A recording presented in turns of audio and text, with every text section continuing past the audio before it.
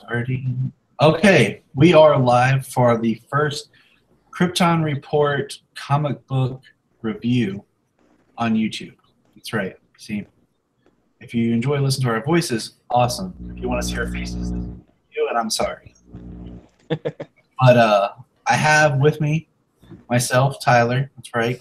I have the great and powerful Superman Red, James. He'll pop up here in a minute. And then we have all the way from Gotham City, that Night Avenger, the comic man, the great one, Mr. Phil from the Capes and Lunatics. Hey, Phil. Hey, thank you. I brought myself also. Yeah. So drink some cheer wine from the South, you know. But today we're going to look back. We kind of want to do a double episode. We're going to be looking at Superman issue 1 and 2 of the relaunch, which is extremely confusing, that they started back at number 1 because every other book keeps going. It's a number 1, but it's a continuation of the same story. Well, so far, because I believe Hal Jordan and the Green Lantern Corps just ended at 50 because Grant Morrison's starting a new Green Lantern number 1. See, that's going to throw us all off. Yeah. But this is Superman 1 that follows up after the Brian Micheal Bendis 6-part Man of Steel that Phil and Lilith did a great review of, that I took part in a couple of episodes. Yeah. So we're going to jump right in. Spoilers. Of course, this is a review. This is our first time doing this, so bear with us. Go easy on us. Okay, this is new. But I have my hard copy.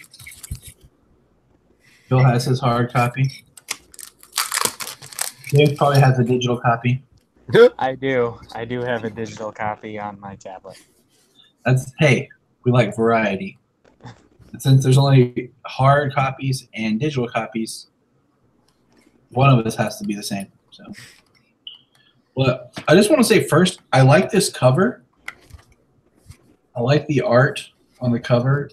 And have you noticed how in this run, since bringing back the trunks, they've given it kind of a V style, where it's not so like straight across. Like the trunks kind of have a V dip to them.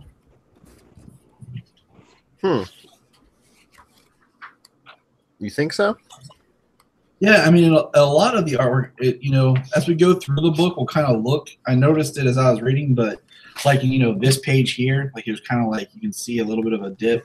Mm-hmm. But, on the next couple pages, like they look a little straight. But, we'll see. I mean, different artists do things differently. And James can't answer this since if he has the digital copy, but I like this newer paper stock they've been using in some of their books.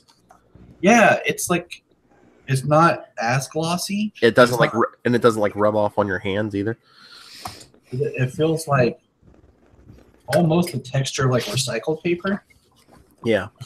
So, I heard it's not as high quality as that other gloss stuff, but it's not as old as it's not like the old newspaper style paper from old books. Yeah, I mean, somewhere in the middle. Good, make them more biodegradable. That makes the books more valuable when they can actually break down. So we're going to start at the beginning. The first page, we have a nice little summary of who Superman is and kind of what happened in Man of Steel. And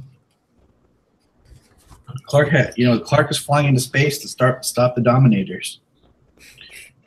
And the artwork is beautiful. Mm-hmm. I really love the art. As we go on, we get a nice little scene of Clark sitting in bed by himself, having a thought to him and Lois. Yeah, he wants to leave Earth. He wants to fly around the galaxy to try and find his family. He runs into the Dominators. He could have left Earth with them, but no.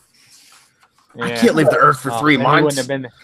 You could have not left. You could have not let them go. Dominators came to Earth then. So you got Supergirl, you got a Justice League, you got Green Lanterns. Yeah, Supergirl left World at the end of Man of Steel, though. Yeah. Yeah, let's do hit on the fact that with the absence of Supergirl and now the absence of John, he really took away everything that Superman had and stripped him back down just being alone. Well, I think like me and Lilith were mentioning in our review, I think Bendis is trying to do like John Byrne did back in his Man of Steel series, where like they kind of like got rid after Crisis, they got rid of any other Kryptonians besides Superman. That's why they made Matrix like a artificial being. Which I get. I mean, I don't know. Like I just finished reading Super Sons. Like I caught up on it, and I love the character of Jonathan Kent. Yep. You know, I love Superman being a dad. Like this scene of him sitting at the table and having the like memory of breakfast with his son is heartbreaking. Mm-hmm. I mean, he lost his Fortress of Solitude.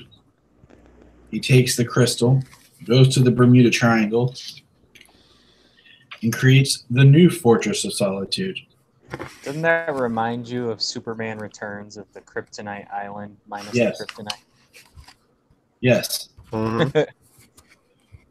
I mean, why did he have to go somewhere else to create a new island or a new fortress? Bendis likes to shake up the status quo. He does this everywhere he goes. I mean, he took over Daredevil for Marvel. He outed Matt Murdock's secret identity. He took over Avengers. He killed off like a bunch of Avengers and like brought in a new team with like Spider-Man and Wolverine. I don't know. He always has to shake stuff up. I mean, I like that, but I think it's harder as a writer to pick up where somebody left off and continue than it is to kind of do something to change everything to put it where you want it. Or if you're gonna do that, do it slow too. Don't knock everything off the table at once. Take a little step. I mean, he did it like by starting where he wanted and then backstory of why everything is the way it is. I mean, Man of Steel 1, boom, Lois and John are gone, and it's like, here, let me show you in flashbacks what happened. Yeah, by issue 6. Yeah. Oh, I knew he was dragging that out. Mm. So we see Clark at the Daily Planet, and it just feels kind of odd. And then we hear somebody's calling for Cal outside, and it's Martian Manhunter. Oh, my favorite part of this issue. Yeah, when this issue was released, before I picked it up, Phil sent me a message and said, "Hey, have you read Superman 1 yet?" I said, "No." He's like, "Well, there's one part I'm interested in hearing what you have to say about." And this is the part he was talking about, the Martian Manhunter part. Mm-hmm. So, Phil, why don't you go ahead and take the lead here? And what are your thoughts here? Well, you put it politely what I said, but yeah, I was reading this issue and I'm like, okay, this is a little better than the Man of Steel issues. But then we get to the Martian Manhunter stuff, and it's basically Martian Manhunter saying, you know what? This world's gonna like destroy itself, Kal-El. You should take over. Somebody from another world should take over. Might as well be you. And it was just kind of weird because like, are we going the Injustice route again, or Emperor Superman? But I also found it kind of weird that John was like, "Oh, I felt bad for you. You lost your people, but it was their own choice. And my people were killed by something." Mm-hmm. Now that your planet was destroyed by someone, supposedly, I feel like we connect now. Not that Cal was a baby and lost everything. Well, but I mean, I don't see either of these characters having that attitude. Like if they would have been like, "Hey, let's go to the UN and like offer to help," and Yeah. I don't feel like they've been through something that would equate them to be like that. I do like in the scene though, where Superman says, "Hold that thought," and then you turn the page and like he's taking out some creature, and then he's back. You were saying, John? not, hey, John, come with me. He's just like, hold that thought. Mm-hmm. He does it again. And I love the artwork here. I mean, I love him holding up this fire building and saving these people. I mean, I think this would be funnier like if he was having this conversation with somebody else and not John, because why doesn't he take John with him? Show up. Well, an issue in Man of Steel 6, why didn't he take? He had the whole Justice League with him. Why didn't he take him to face Rogal's R? Or even if it was in the center of the earth, take Wonder Woman with you, take Supergirl with you. No. Bendis. I mean, so it seems like he definitely wants all that focus on Clark, on Cal. He wants Superman to be a loner, and as they showed in New 52, that doesn't work. Yeah, I mean, and then we have him. Yeah, I mean, this conversation with John goes on for a couple pages, and then he basically says, I love you, John, but think about it. John says, if not you, who? Cal goes flying off, and then we have a panel with Jor-El, and a panel showing Superman flying faster. And then it keeps cutting back to like Superman. Looks like he's flying faster into the air, and then why is everything suddenly so? Wait, I know this. This can't be it. Oh no, no, no. And then, hey James, where did everybody go? Where is the Earth? The Earth, the entire planet, is in the Phantom Zone. Because no one noticed that. Yeah, I mean, and that's the end of the book. Doesn't seem like anything changed on Earth, but as soon as he flies out into space, for some reason, it's a whole different place. And that's the end of the book. Like, it was interesting, but I felt like I got a fraction of a story. That's Bendis. He likes to go slow.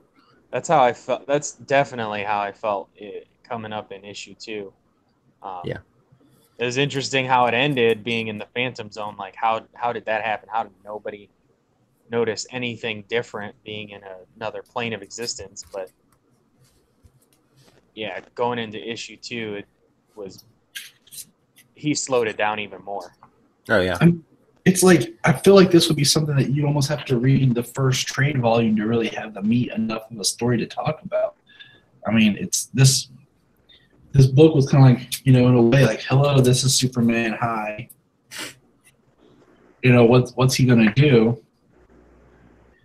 And just, I don't know. There wasn't a lot in it.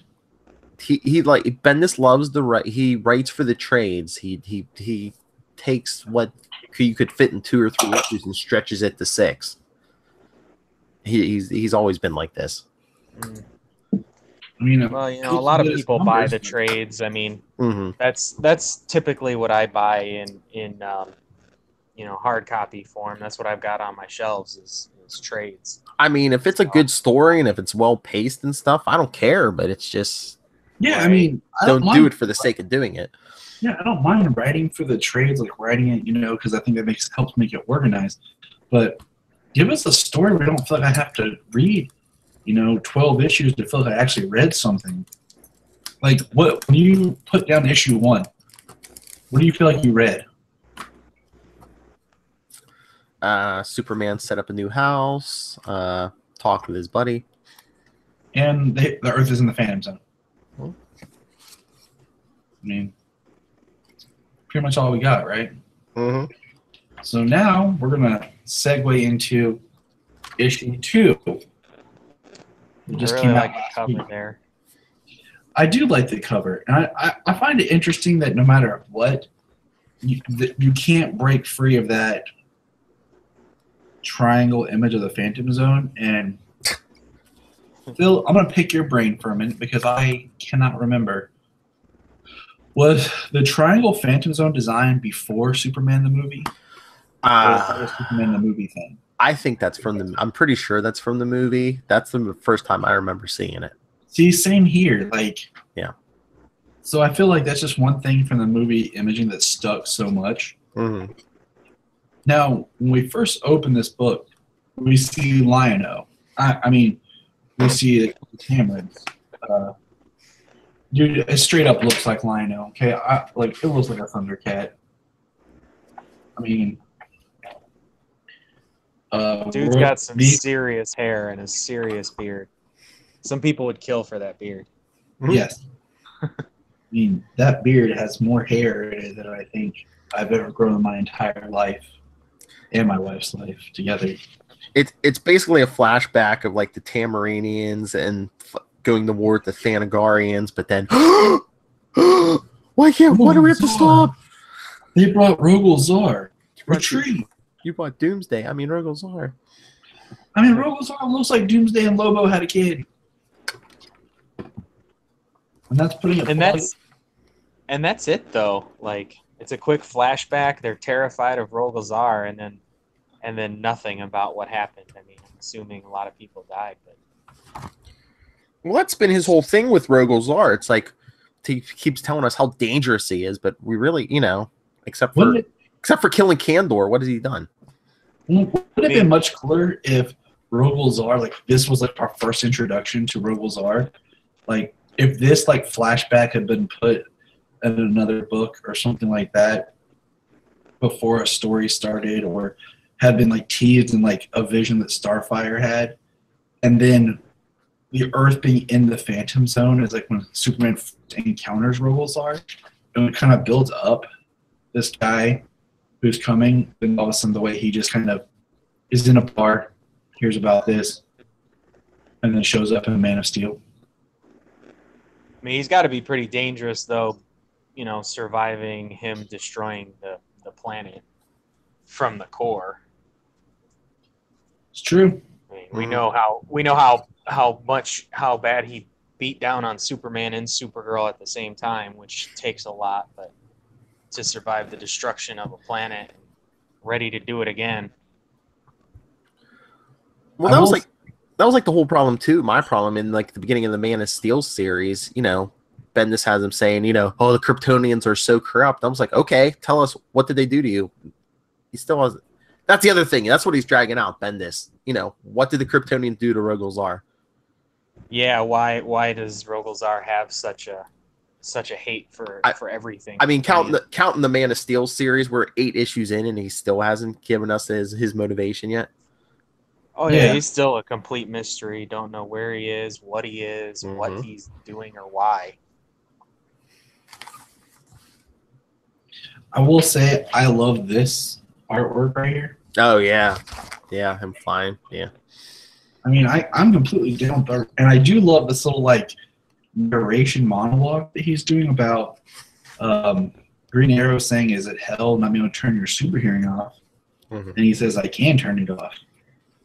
But he talks about all the screams he hears, but then he hears other people helping, and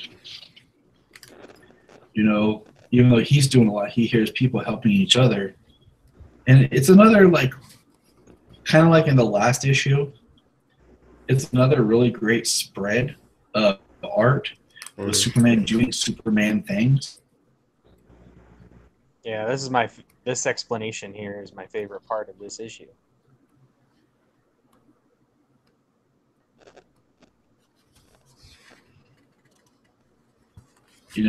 And I love the art here of Superman kind of above the earth, and then the Meg over here,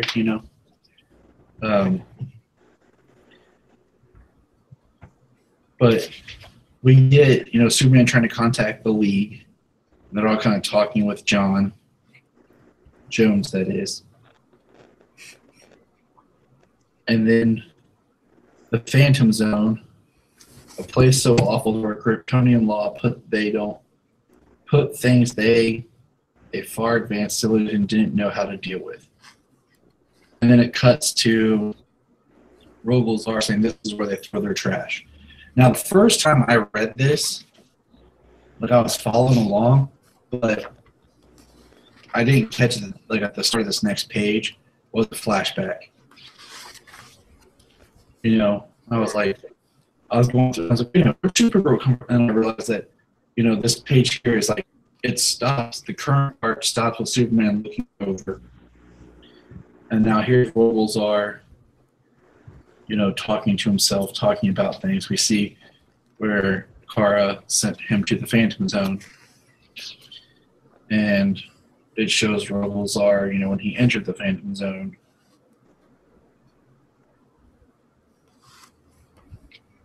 He's just kind of talking. And then, we do get, okay, this was great artwork.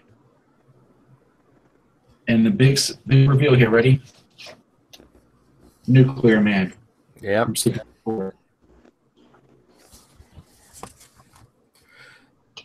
Now, I thought this was weird because it's like, okay, where the heck did Nuclear Man come from? Unless the only thing I can think of, the only way Bendis could redeem this is like, since with the Phantom Zone outside of like time and space, could Nuclear Man have been thrown in at a future date and Rogelzar's running into like a future version of Nuclear Man? It would be kind of cool because why does he have Superman's cape? Yeah, exactly. I'm kind of like bummed in a way because I thought Nuclear Man was going to like actually be something when we saw this first sketch of him. But here he is, fights with Rogelzar, and Rogelzar smashes his head and he explodes. And that's it. Like, he doesn't even fight Superman. And I kind of felt cheated. I mean, not that Nuclear Man I was going to be all pumped about, but I kind of felt cheated. Well, they made a big deal about bringing him into the comics. And yeah. He's 3 pages and he gets his head smashed. Unless, like what Phil said, he's going to show up again because he's just there. And then, we see Rogelzar look up and he sees Earth. Then he sees Superman. Then we turn the page. And we see Superman where we're back to the current time and he sees Rogelzar and basically says, without the sun, he's going to lose his power soon. And Rogelzar says, basically, this is my chance. Superman flies off. And then this is where it gets confusing. This is where I think that if we're paying attention, Bendis might be trying to pull something on us.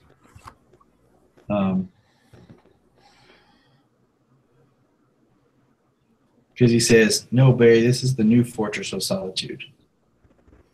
Okay. And let's see, the Phantom Zone projector, they're talking about it. The projector looks too small to send the planet. I'm a scientist. Has anyone been in here? And they're talking. I'm looking for it. He said, Flash starts to act weird. He says, Barry, how long can Earth sustain itself as a planet if it's not? How long till? I got you. Superman, this is Batman. I feel a wild discomfort in my chest and bowels. I forgot he was there. Because they're all in each other's earcom. Okay? But he takes Barry's cowl off.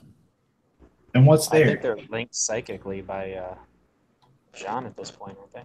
Yeah. But yeah, he had red hair, which suggests Wally. I saw something. Bendis was like kind of teasing that maybe he was up to something, but I think that the big theory was like, oh, maybe it was a coloring error. Yeah. Hoping that it's not a coloring error. Because, I mean, that is Barry's costume, because Wally wears the one now with his hair sticking out, so. Yeah, but this... I'm trying to remember all my continuity here. After Flash Wars just ended, and Wally's doing his crazy thing. But it is Barry's costume, but it looks like Wally's hair and everything, so... Mm-hmm. Hair color is very significant in comics. Okay, people? Mm-hmm. But the book ends with basically, my friend following my planet is in immediate danger. You're surrounded by unknown enemies, and it is right there that it hits me. I may never see my family again. So he's, fearing that he's going to die or something because he doesn't have the sun, and now he's going to fight Rogol Zaar and his army in the Phantom Zone. The entire Earth is. I mean, it was decent, but it's so slowly paced. I don't really feel like I'm getting anything out of it. It's Bendis, because didn't it seem like there was less in this issue than in the last issue? I mean, yeah. I mean, the art's great. Agree. I mean, it was basically Superman and Rogol Zaar staring at each other across the Phantom Zone, except for when Rogol Zaar smashed Nuclear Man's head in. Yeah, and then Superman talking to Barry at the end. Well, we think it's Barry. Yeah. Yeah, so a lot of talking, a lot of staring. Yeah. I mean, of course, I'm going to keep... Just all these pieces at different times from different people, and it's like, at some point, we're only 2 issues in, but it's like at some point, it's got to come together. Hopefully, it doesn't take full 6 issues to have all these little pieces come together from each issue or more. Yeah. So, what would you give issue 1 on a letter grade?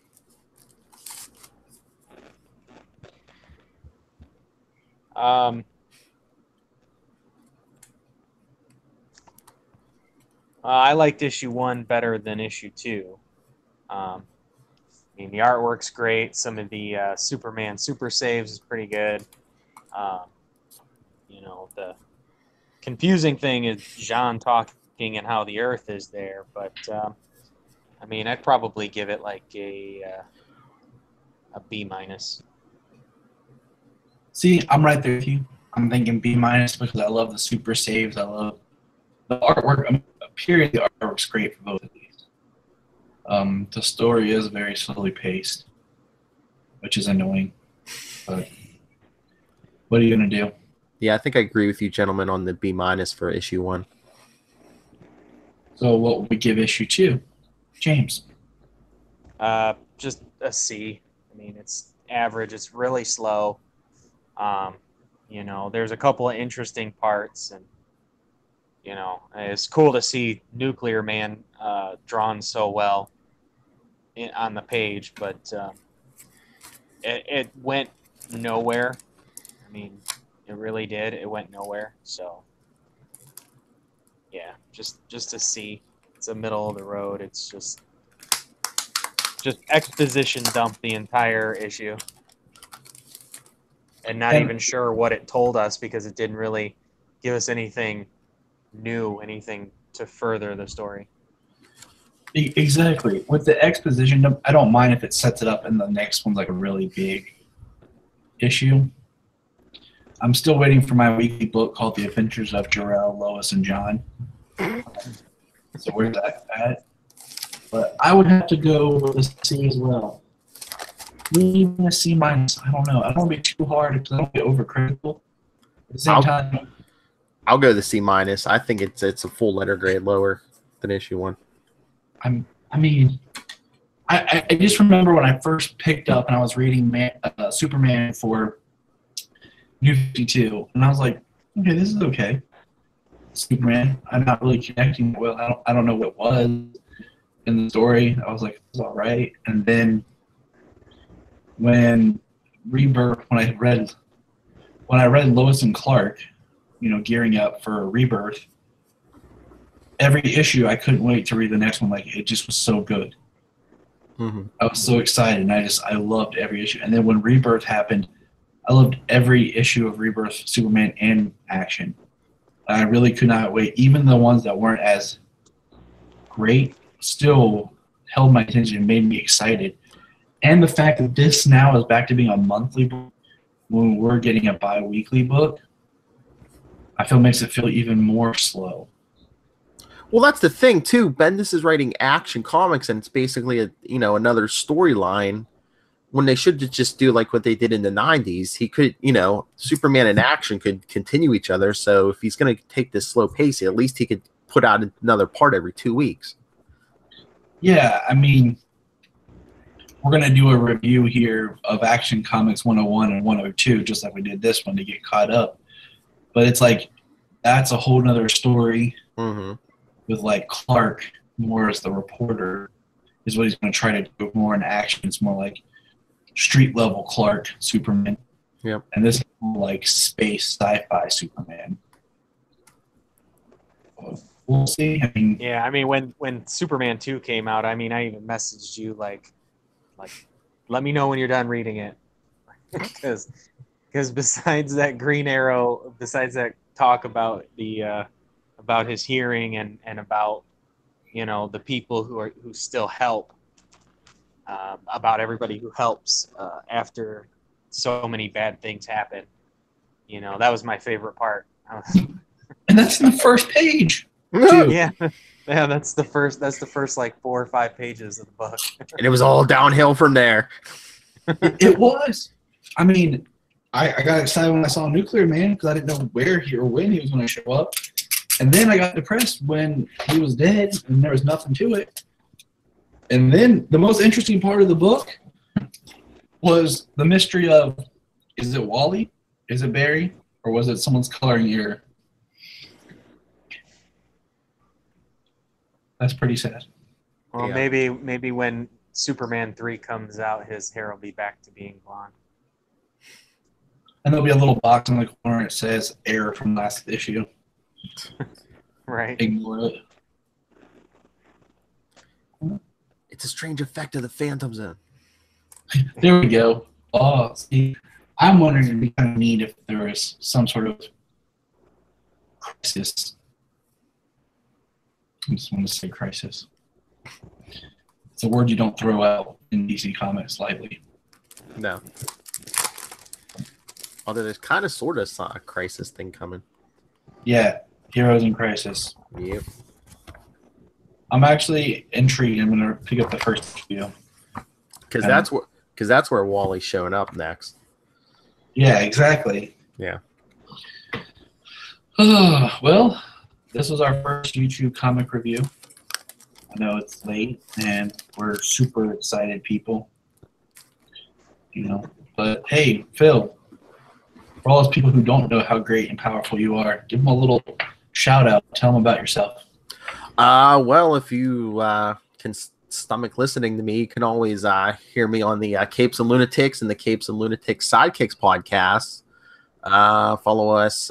Send us emails, capesandlunatics@gmail.com. We're on Facebook. We're on Twitter @CapesLunatics and @CL Sidekicks. And we even have a voicemail, 614-382-2737. That's 614-38-CAPES. So just dial your phone. Tell us what you think. We review all comics. All right. And James, what you want to say about it? I mean, you can find me on Krypton Report, on the Facebook page, James Cole III on Facebook, and yeah, that's about all I got going on right now. And of course, if you found me, I'm at JT White Patrick on Twitter and about everything, and here on Krypton Report. So remember, look up in the sky. How you say it, Phil? What? How you say it? Look up in the sky. How do you say it, James? Look up in the sky. We're really goofy. It's late at night. Bye, everybody.